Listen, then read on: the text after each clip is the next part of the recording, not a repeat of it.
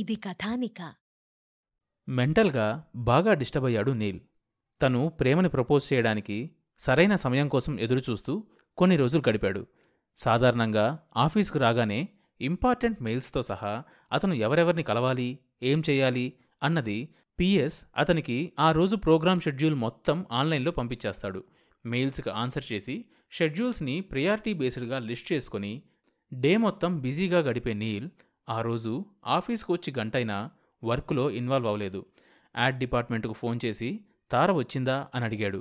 వాళ్ళు వచ్చి add works లీడ్స్తో బిజీగా ఉందని చెప్పారు. పిఎస్కి తను చెప్పేదాకా తనని ఎవ్వరూ డిస్టర్బ్ చేయకూడదని మెసేజ్ పంపించాడు. తారకి తనంటే చాలా గౌరవం. తన జీవితానికి మంచి మార్గం వేశానని అభిమానం కూడా ఉంది.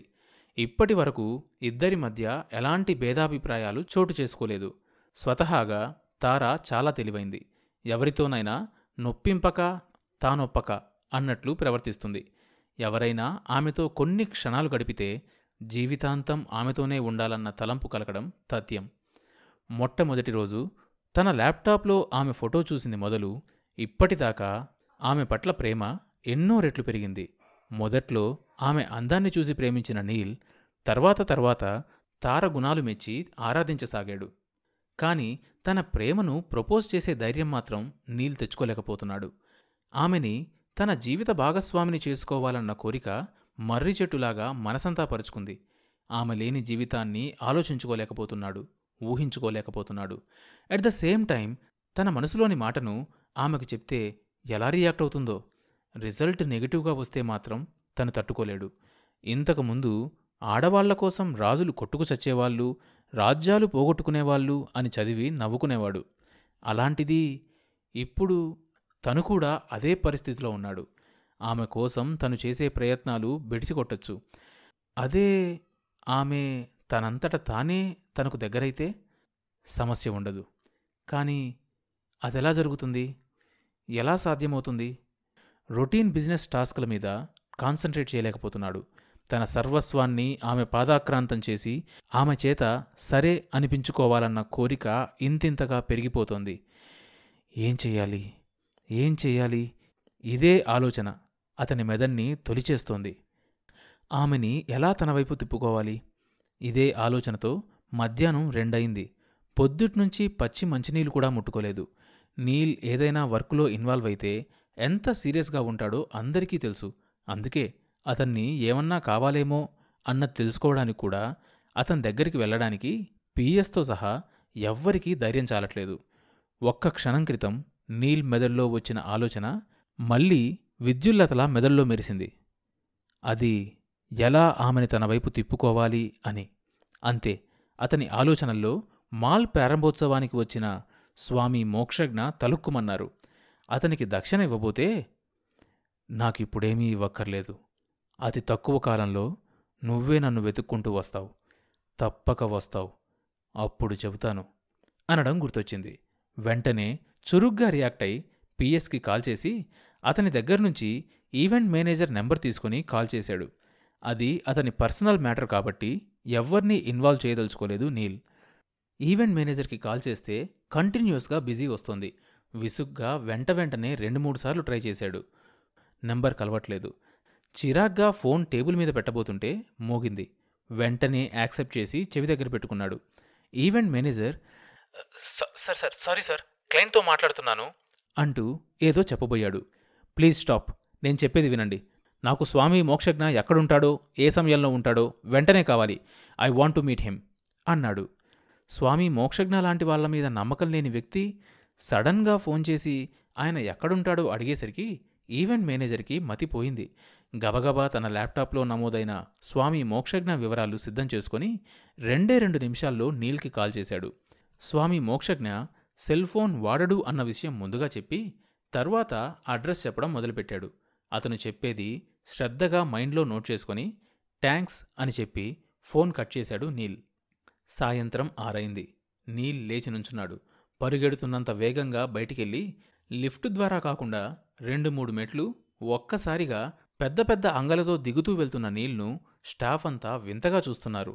మెట్లు దిగుతూనే నీల్ ఫోన్లో ఇన్స్ట్రక్ట్ చేసినందువల్ల డ్రైవర్ కార్ను మెయిన్ డోర్ వద్ద సిద్ధంగా ఉంచాడు. డోర్ తీసుకుని డ్రైవింగ్ సీట్లో కూర్చొని మౌలాలి వైపుగా కారును వేగంగా పోనించాడు.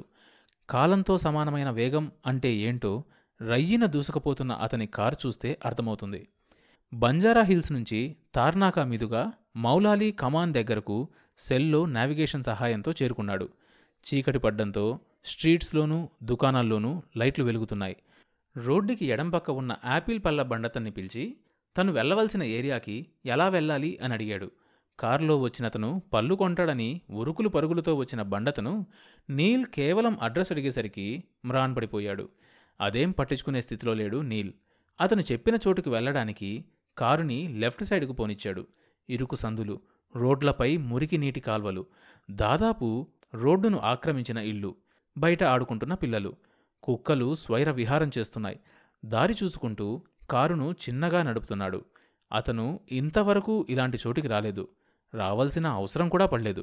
ఒకవేళ అవసరం పడినా తన స్టాఫ్లో ఎవరికి చెప్పినా క్షణాల్లో పనైపోతుంది. తన పర్సనల్ కాబట్టి, అది తనకు మరీ ముఖ్యమైనది కాబట్టి ఆగమేఘాల మీద వచ్చాడు. కొంత దూరం వెళ్ళాక అక్కడ ఉన్న ఒక వ్యక్తిని ఇంటి అడ్రస్ అడిగాడు.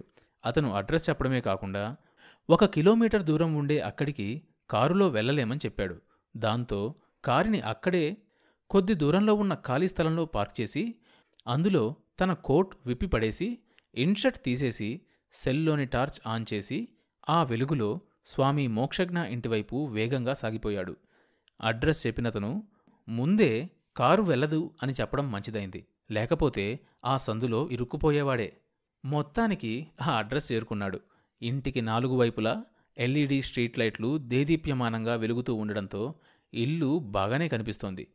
పెద్ద గొప్పగా ఏం లేదు స్వామి మోక్షజ్ఞ ఇల్లు. 400 గజాల్లో, చుట్టూ ముళ్ళకంచెతో, మధ్యలో రేకులతో ఉంది ఇల్లు. తనకు తెలిసిన ప్రకారం మెగా బిజినెస్ ఓపెనింగ్స్కి వస్తాడు.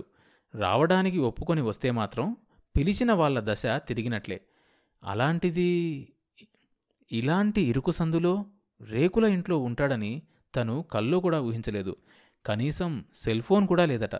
ఈయన్ని కాంటాక్ట్ చేసేవాళ్ళు ఎలా చేస్తారో. అయినా తనకవన్నీ ఎందుకు? అసలు ఇంతకీ ఇల్లు ఇదేనా? గుండె జారిపోయింది. చెక్క గేటు తీసి లోపలికడుగు పెట్టాడు. చుట్టూ అక్కడక్కడ మొక్కలున్నాయి. అవి పనికొచ్చేవో పిచ్చివో కూడా తెలియటం లేదు. కొద్దిగా మూసి ఉన్న తలుపుల దగ్గరకొచ్చి చిన్నగా నాక్ చేయబోయాడు. నీల్, లోపలికి రావచ్చు అని గొంతు కాస్త బొంగురుగా కీచుగా వినిపించేసరికి కొద్దిగా భయం వేసింది. తలుపు తీసి లోపలికెళ్ళాడు. లోపల ఒక 60 వాట్ల బల్బు వెలుగుతోంది. గోతం సంచి మీద పద్మాసనం వేసుకుని అరమేడుపు కళ్ళతో కూర్చుని ఉన్నాడు స్వామి మోక్షజ్ఞ. తను ఆయన ముందు కూర్చోవడానికి ప్రయత్నం చేశాడు. కాని కూర్చోలేకపోయాడు. ఎందుకంటే ఎప్పుడూ కింద కూర్చొని ఎరగడు నీల్. పైనుంచి ట్రౌజర్ టైట్గా ఉంది. అది గమనించినట్లుగా, నీకు ఎడంవైపున గోడకి ఆనించి ఒక డబ్బా ఉంది. అది తెచ్చుకొని కూర్చో, ఇబ్బంది పడకు అన్నాడు. ఆయన చెప్పినట్లే డబ్బా తెచ్చుకొని కూర్చున్నాడు నీల్. ఇంట్లో ఒకచోట గోడకి కాళికాదేవి ఫోటో, దానికి ఫ్రెష్ నిమ్మకాయల దండ తప్ప ఇంకేమీ లేవు. చాలా ఆశ్చర్యంగా అనిపించింది. ఇల్లంటే తినడానికి తాగడానికైనా ఉండాలి కదా. ఏమీ లేవు. కనీసం మంచినీళ్ల బాటిల్ కూడా లేదు.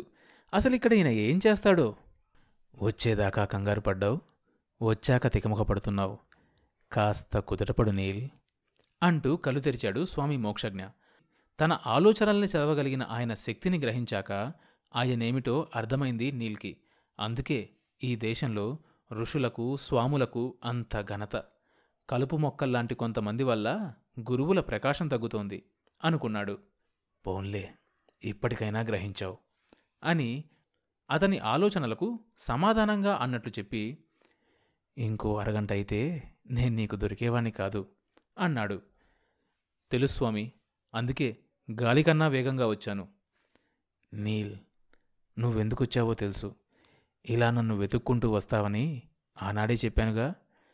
తార మనసులో నువ్వుండాలి, తను నిన్ను కోరుకోవాలి. అంతేగా? నేను చెయ్యగలను, చేస్తాను దృఢంగా అన్నాడు స్వామీజీ. ఆశ్చర్యానందాలతో కలిగిన భక్తి గౌరవాలతో తన జీవితంలో మొట్టమొదటిసారి వేరొకరి పాదాలను స్పృశించాడు నీల్.